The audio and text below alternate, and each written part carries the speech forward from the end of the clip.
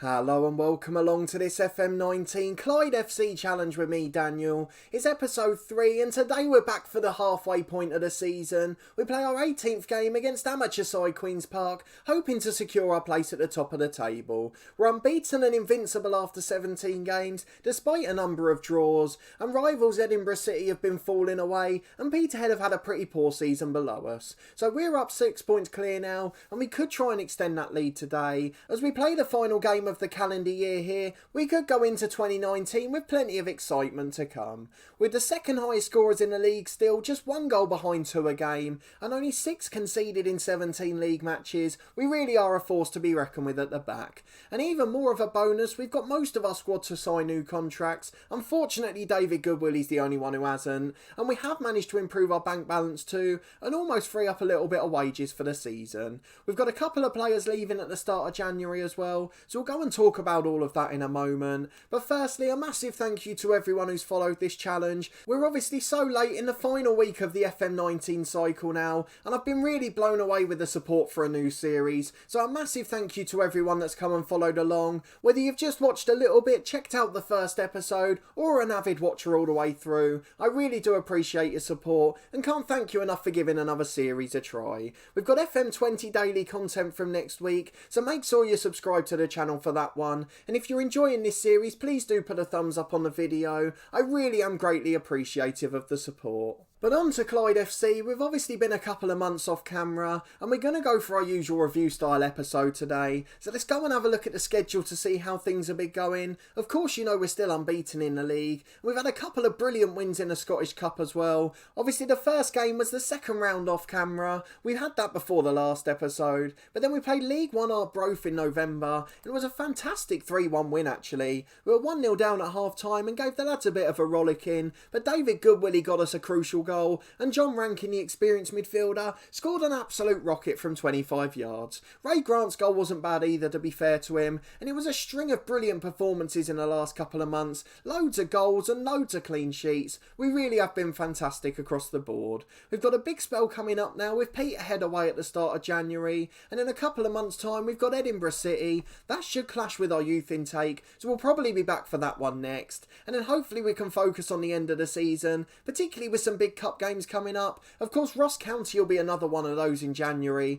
so I'm really hoping we can spring a surprise against the Championship team. Though of course that's going to be easier said than done. They're a fantastic little side. But as we've mentioned, we are coming up to the window now, so we are going to have a look at the transfers. We've got 7,000 of the budget remaining, and the wage budget's just about to creep under. We've got £178 a week available. Ali Love is leaving the club at the start of January. Now don't get too excited about the fact he's on £200 a week, because we are having to pay £60 of his wages, so it'll only actually be £140 off the bill. But either way, it's a brilliant achievement for us. Only 4 substitute appearances made this season, 3 of them were before we'd got signings at the start of the year, so I think it's a really good deal for us to be able to move him on, and hopefully he'll be happier getting first team football too. One of the more experienced backup players, so not so worried about losing out on potential. That's going to be a really important thing for us moving forward. We've got so many young players in the squad, and although we're trying to move a few of them on here and there, we're trying to focus on loans in some parts as we're worried about losing out on future revenue.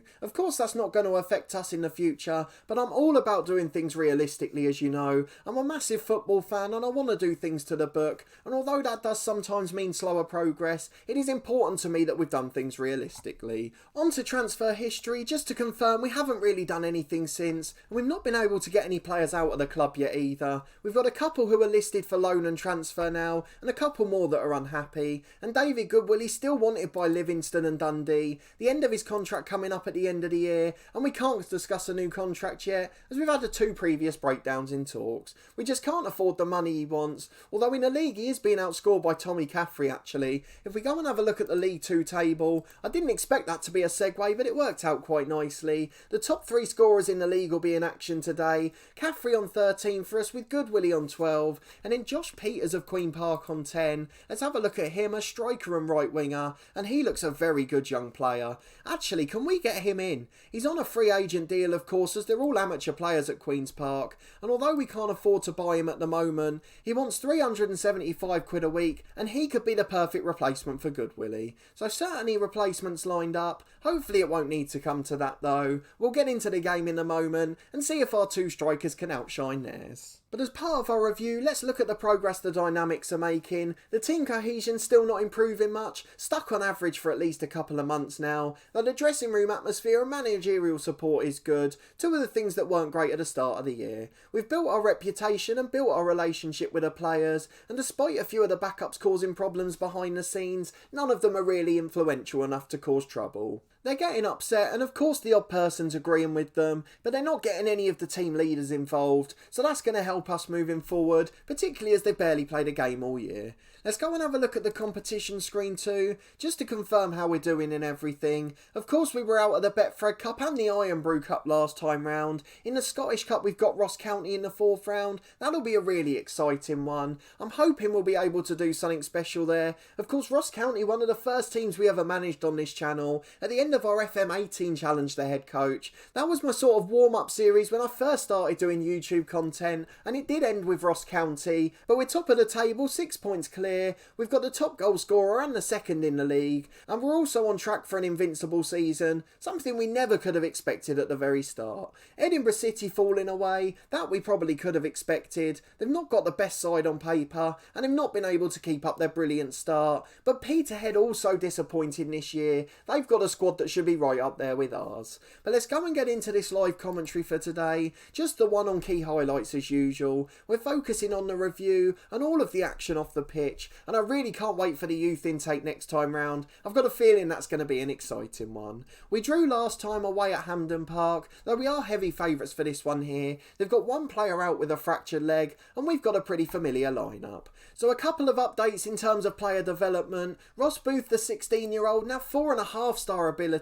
He's developing leaps and bounds, and he's got a contract till the end of next season, so he's definitely going to be at the club when we finish. David Goodwillie, of course, still doing well, although we've been unable to get him a new deal. And then Dylan Cogill's really impressing at the back. Him and Finlayson have produced a brilliant partnership. Of course, we mentioned they're so frugal at the back, only letting 6 goals in 17 games, and Finlayson's now rated 5-star ability, right up there with David Goodwillie as the best at the club. Of course, he's developing mentally, which is a really important thing, and he looks like he could become an SPL defender. Ali Love's on the bench for the last time in his career here. He'll be moving on to the Highland Leagues in January, and we're going to have to think about replacements at that point. Perhaps that striker from Queen's Park could be the one. So let's go and get into this game. We're playing exactly the same tactic as previously. The only slight change, in the last episode we had Ray Grant in the holding role. He was playing instead of the injured more, and he went in as a defensive midfielder rather than the half-back duty, and it seemed to make us a little bit more solid at the back, so we've been sticking with that one ever since.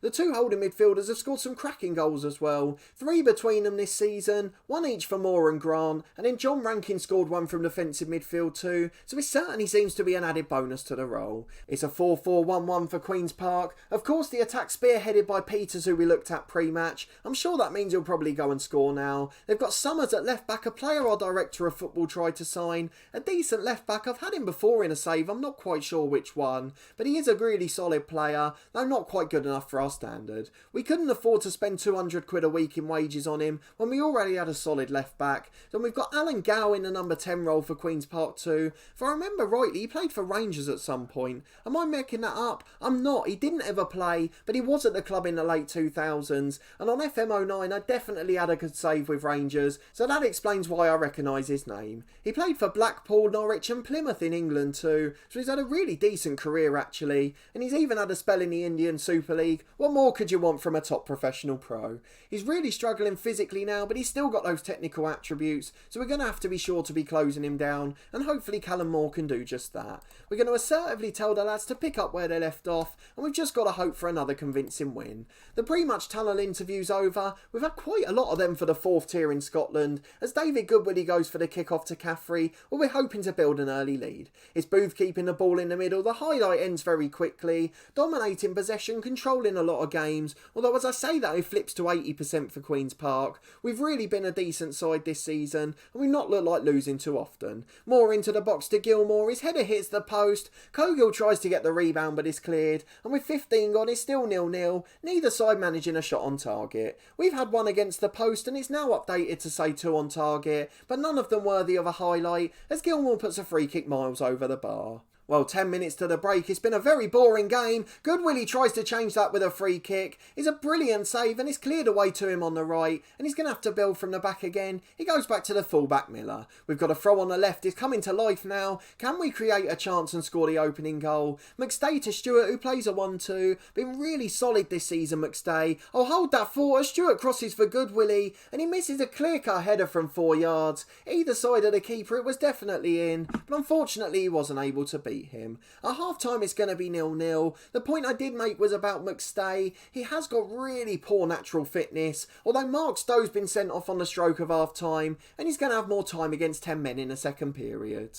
If we have a look at our closest rivals, Edinburgh City winning comfortably away from home, Peterhead losing yet again on the road, and although we've had 6 shots on target in this match, only probably one of them was a clear-cut chance. So the lads are fired up as we've absolutely laid into them at half-time, and as we get into the second, we'll be looking to take advantage of that extra man, and hopefully we'll get a chance to score as well. Just a quarter of the game to go and nothing's happened. I've got to go and make some changes here. Caffrey's been poor, I'm going to take him off. Sivertson's going to come on up front. Ross Booth's apprehensive, the youngster, so John Rankin or Cudahy's going to come on for him. And in the holding role we're struggling as well. Brian Gilmore motivated on the right. He's got the poorer rating. Callum Moore nervous. Ray Grant going to come on as the holding player. We're going to tell the lads to demand more, and we're going to go a bit more attacking if we need to. We'll give it to the last 10 and then we'll go all out attack. We're back for a goal kick for Queen's Park. We've set the right back to an attacking duty now. We've gone all out attack as well. But it's Queen's Park coming forward, which is a bit of a concern. 9 shots on target and 22 overall. We've not looked like scoring at any stage. And here's Sivertson. He's got Good Willie and Azzy. Not enough on the ball and it's blocked and cleared. And Henry picks it up the sub in the middle. Long ball over but it's straight to the keeper Curry.